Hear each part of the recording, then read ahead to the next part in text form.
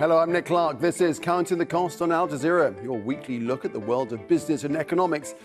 This week, giving up nuclear energy. Germany powers down its last reactors, while other countries are looking to expand their plants. Should atomic energy remain part of the energy mix?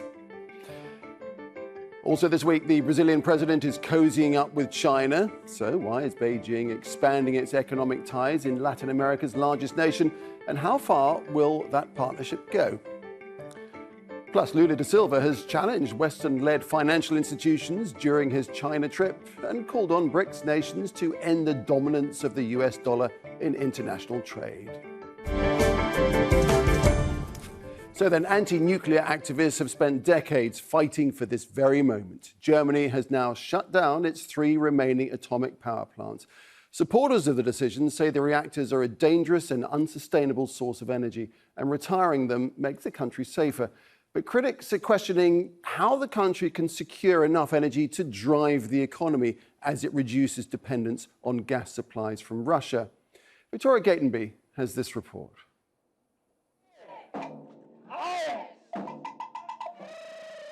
Environmental activists celebrate the end of an era, the closure of the Neckar-Westheim nuclear power plant. Along with the shutdown of 2 other reactors, it finalises the phasing out of nuclear power in Germany. This is a big success for us. I think one of the reasons, if not the main reason, was Fukushima in 2011. But I also think that our decades-long fight against nuclear power has played a role. The decision was announced more than a decade ago by then-Chancellor Angela Merkel after the Fukushima nuclear disaster in Japan. Critics have long described nuclear power as dangerous and unsustainable. The consequences of a real nuclear accident can be catastrophic. And I remember, after speaking in the same platform as Naoto Kan, who was the Prime Minister of Japan at the same time, we had supper afterwards, and being astonished when he turned to me and said, well, look, if the wind was in the wrong direction, we would have lost Tokyo. But opponents have criticised the closures given the challenges caused by Russia's invasion of Ukraine and the energy crisis. They say Germany will be forced to rely more heavily on polluting coal and natural gas to meet its energy needs. The climate minister says the remaining plants only generated up to 6% of the country's power during the past year, and their closure won't affect energy security. Yet some question whether the German public is ready for renewable alternatives. The renewables expansion has been planned a certain way, but we do not know if Germans will tolerate the further construction of wind turbines in their villages. I know that Germans say they support it in abstract, but it's not clear that that will happen. So counting future weather and climate-based energy as for sure going to come and replace the nuclear electricity that is lost and being replaced by the coal electricity now, I don't know. Other industrialised countries are working on replacing fossil fuels with nuclear energy, but supporters of the shutdown insist it's the right move and they hope other nations will follow. Victoria Gatenby for Counting the Cost. All right, let's have a look at the nations expanding their nuclear plants. The UK is in the process of building a new plant and aims to start working on 8 reactors by the end of the decade. France gets about 70% of its power from nuclear and is planning to build 6 new reactors. Finland opened its 5th nuclear plant last year. Japan is still dealing with the aftermath of the 2011 Fukushima nuclear disaster, but it's considering restarting 7 reactors. The United States, the world's biggest nuclear power, it started up a new reactor in March, its first new plant in nearly 7 years, while China has the world's fastest growing nuclear energy program and one of the youngest, with as many as 55 reactors. Let's take this on. Joining us from London is Ellie Chambers, who's an analyst of EU power markets at the Independent Commodity Intelligence Services. Ellie, welcome to Counting the Cost. So first up, where do you stand on this? Is this the right decision, do you think, from Germany?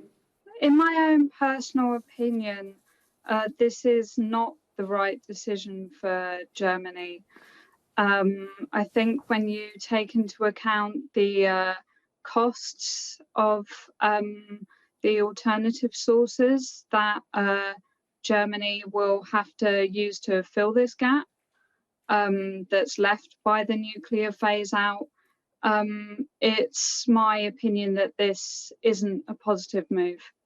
So tell us about that gap and how it would be filled and the kind of costs that we're talking about and how long that's going to go on for? Because, ideally there is a transition taking place, an energy transition taking place. Our model runs indicated that there would be a large gap left by the phase out of nuclear, and that will be mainly filled by imports of power from other countries, and the countries that are likely to raise their exports to Germany the most are the Netherlands and France. So you can almost see like a bit of hypocrisy in there, because a lot of French electricity is generated from nuclear plants itself. Mm. Also, you will get some more contribution from fossil fuel plants. That will primarily be coming from gas plants, followed by lignite and coal.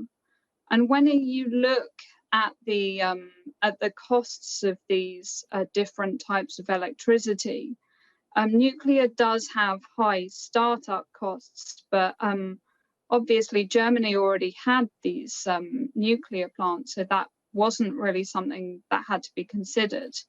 The running costs of nuclear plants are very low compared to fossil fuel plants. And in fact, even when you take like all the costs into consideration, in most countries, electricity produced from nuclear plants will be a lot cheaper to produce.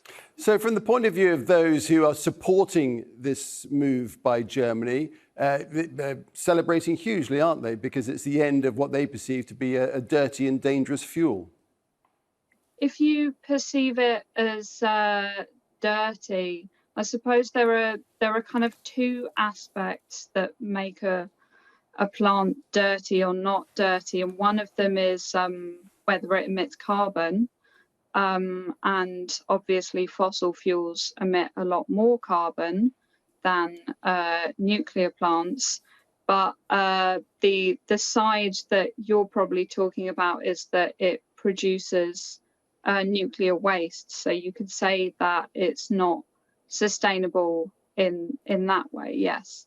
When we look at the nuclear energy industry, do you think it should be part of the ongoing energy production system for the world, or should it just be part of the transition ultimately to totally renewable?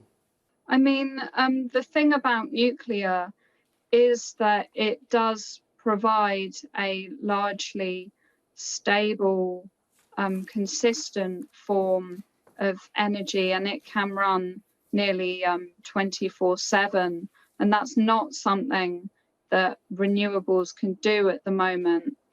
And while we are having new technologies come in, which could serve to balance the system the rest of the time, we're not really seeing battery storage, for instance, at a scale where it could do that at the moment. And another option is hydrogen. Well, hydrogen is quite untested as an energy storage technology.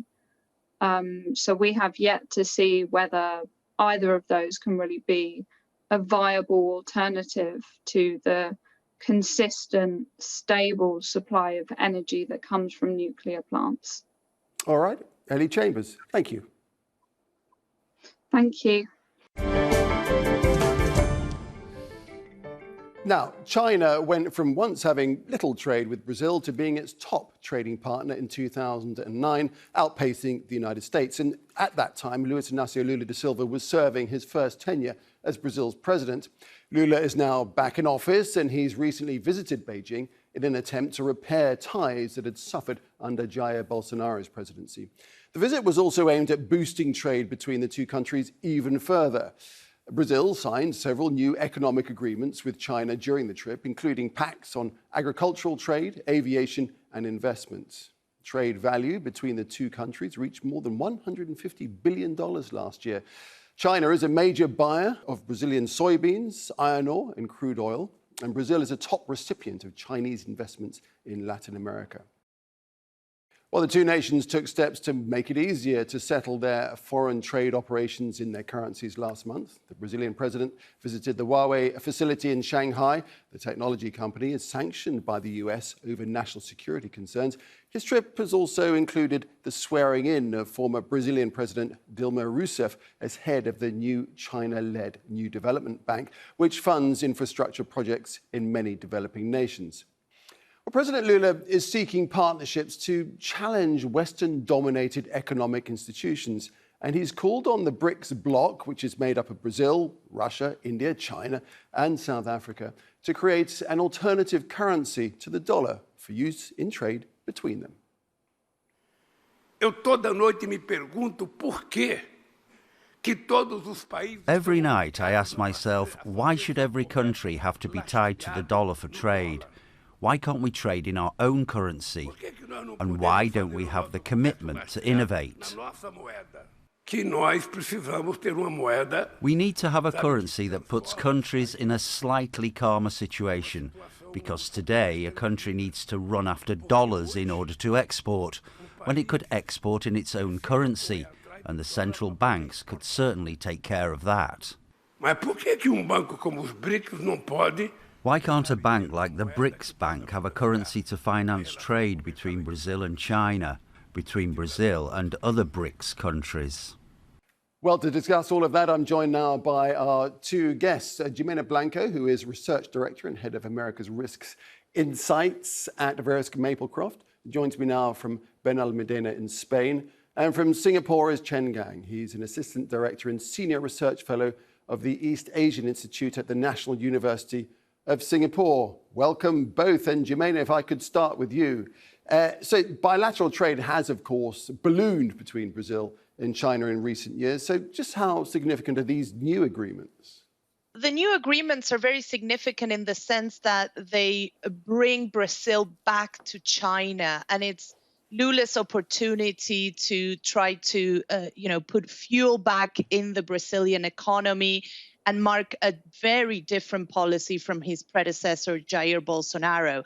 So, of course, for Lula in particular, infrastructure investment and, bringing back life to Brazil's industrial heartland are crucial. And he hopes that China will be able to give Brazil that lifeline, particularly with his own support base in the industrial sector. Indeed. So Chen Gang, from China's point of view, what are the upsides of this arrangement?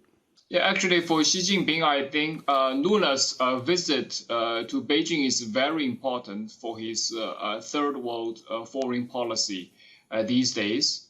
And economically, I think this is also very important for China, a country that needs the recovery of its economy very badly this year, because last year China didn't meet its economic target of about 5%.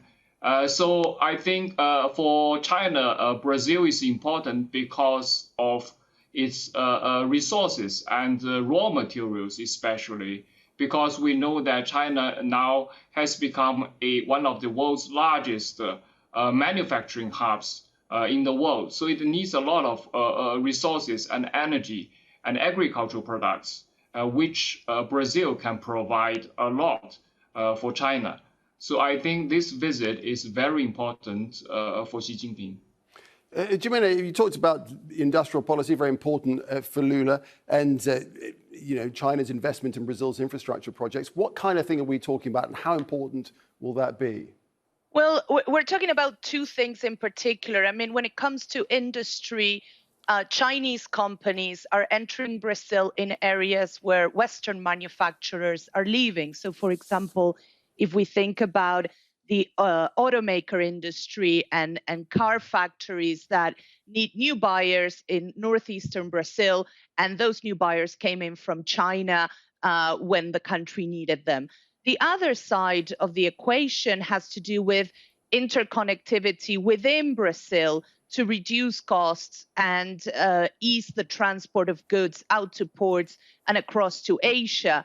We often cite the fact that it's more expensive to transport 1 ton of soy within Brazil than from a Brazilian port to China. And so what Lula is looking for here is investment in road, in railway, and in port infrastructure on the one hand, and on the other hand, also on telecommunications. And that's where that visit to Huawei, besides being controversial or eyebrow-raising from Washington, is particularly interesting from a Brazilian domestic policy perspective. Right, and Jimena, on Washington, Lula, of course, has been upping the multilateral agenda altogether, but when he went to Washington, he didn't seem to go with a whole array of business deals. There wasn't so much of a business agenda on the table there, but China was completely different. Jimena, why do you think that was? Well, I mean, this goes partly into playing into what, Brazilian diplomats are calling active non-alignment, right? The agenda with Washington is more along issues around human rights, climate change, democracy, protecting democracy in the region. These are issues that don't sit or don't align particularly well with the agenda in Beijing, which is around trade and investment. That doesn't mean that the U.S. doesn't remain an important investor in Brazil. In fact, it is a huge foreign direct investor in Brazil, and U.S. companies operate in the country, including in areas where they compete with Chinese investors like oil and gas and mining. So, for Lula, this is a moment where he wants to show that Brazil can be in the global arena, talking to different partners and leading emerging markets in this conversation. And it's this idea about, Brazil can lead Latin America and other global South economies in a multipolar world that includes China and the United States as crucial partners. Chen, I'd like you to reflect on that as well. And then I want to move on to the issue of the US dollar dominance and the call for that to change. But first of all, just respond to what Jimena was just saying. Yeah, for I think definitely this currency cooperation is one of the focuses for Lula's visit to China, because both countries actually have the incentives to use their own currencies for trade, bilateral trade, and also investment. As these days, I think an increasing number of countries actually are feeling that actually relying too much on the US dollar for trade and investment sometimes could cause some problems. So that's why I think for Lula's visit to China, I think this is one of the issues they discussed. And also, I think they are going to move forward to use their currencies more often, as China has been Brazil's major trading partner for years. So there shouldn't be much issue about using their own currencies. In a broader sense, Chen, how much is it going to affect the dominance of the US dollar in international trade? Because trade in China's currency still only accounts for about 3% of central bank reserves, and that's compared to 60% for the US dollar. Yes, although I think China and a number of other countries actually are trying to use their currencies more often for global trade and also investment, there's still a long way to go before these currencies can really play a major role in global trade and investment and replace the US dollar. Because we know that the US dollar dominance in the global financial system, trade system, has lasted for decades and also are hinged on US technological, economic power, as well as the dollar oil trading system. So that's why I do not think that it's easy for these countries to move towards a de-dollarization world. Jimena, would you like to reflect on that? Yeah, I mean, I think, increasing bilateral trade in, non-dollar and particularly, with China is part of an organic process in which Chinese presence in global trade is significant. But for a country like Brazil that also trades in commodities that are benchmarked in US dollars, it will be nearly impossible to remove itself entirely. If we think about, commodities, whether it's soy, iron ore, oil and gas, they're all benchmarked in dollars. So as much as Lula wants to position this detachment from the US dollar, it is something that will remain as part of global trade for the foreseeable future. Chen, finally, if I may come to you, Dilma Rousseff, the former Brazilian president, of course, has been appointed head of the new Chinese-backed New Development Bank. What do you think about this bank, and can it become the great bank of the global south, as Lula himself has said? Yeah, I do think that this new development bank, or the BRICs bank, does have the potential to become a global development bank for global south, which is badly needing all kinds of financial support for their infrastructure and economic development. But of course, we also have the existing global financial mechanisms like the World Bank, IMF, and the Asian Development Bank. So I think in the future, we're going to have a kind of competition between the conventional global financial systems and the emerging financial development banks like the new development banks, and also some of other development banks, for example, in China. So in the future, we're going to see this kind of competition. All right, we'll leave it there. Do appreciate your time. Chen Gang, thank you so much. And Jimena Blanco, thank you too for joining us from Spain. Thank you. Lebanon's economic collapse has devastated its banking sector and turned the nation into a cash-based economy, and that's deprived a near-bankrupt government of billions of dollars in tax revenue, and it's driving illicit activity. Kulsum Sharif has more. This currency exchange store in Lebanon's Bekaa Valley is buzzing with business. Lebanon's currency is in free fall and customers want to exchange it for US dollars. In mid-March, the value of the Lebanese pound plunged to a historic low of 100,000 against the dollar. It's the result of a 4-year-old financial crisis blamed on decades of government mismanagement and corruption. People come holding bags of cash, running around. They want dollars. Whatever rate you give them, they just want dollars, fearing what will be tomorrow. Businesses across Lebanon now operate exclusively with cash. Restaurants, coffee shops and supermarkets have all stopped accepting card payments. We used to sell mostly on cards, but lately we have problems with banks. They are not giving us money. When I have 20 to 30 card transactions and have, for example, $4,000, they won't even give me $500 or $400. This is why it stopped.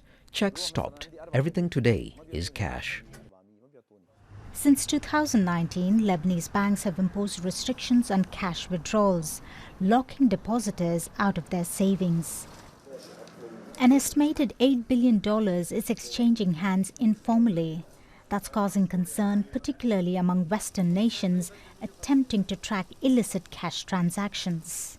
It's the biggest threat that the government and the country is facing, because it is very, very, very dangerous that the entire economy is a cash economy. All the money is going to the private sector. The solution is only in one place. That is to normalize and finalize the restructuring of the banking system law. Restructuring is one of the reforms demanded by creditors if Lebanon is to receive much-needed international support. But that means the political and business elite would have to compromise their hold on power. And that's something they've resisted so far. Kulsum Sharif, Al Jazeera, for Counting the Cost. And that is our show for this week. If you'd like to comment on anything you've seen, you can tweet me at Nick Clark Aljaz. Just use the hashtag AJCTC, or indeed drop us an email. countingthecost@aljazeera.net is our address. But there's plenty more for you online at aljazeera.com/CTC. That will take you straight to our page, which has individual reports, links, and indeed entire episodes for you to catch up on. But that is it for this edition of Counting the Cost. I'm Nick Clark from the whole team. Thanks for joining us. The news is coming right up.